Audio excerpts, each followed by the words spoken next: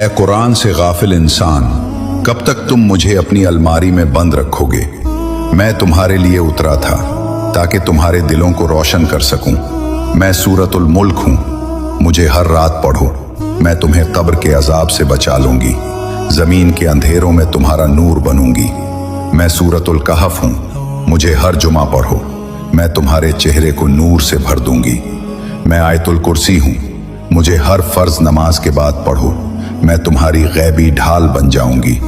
میں سورۃ البقرہ ہوں، مجھے اپنے گھر میں پڑھو، میں شیطان کو باہر نکال دوں گی اور تمہارے گھر کی محافظ بن جاؤں گی۔ میں سورۃ یاسین ہوں، مجھے مرنے والوں کے لیے پڑھو، میں ان کا آخری سفر آسان کر دوں گی، اور زندگی میں بھی مجھے پڑھو کیونکہ میں قرآن کا دل ہوں۔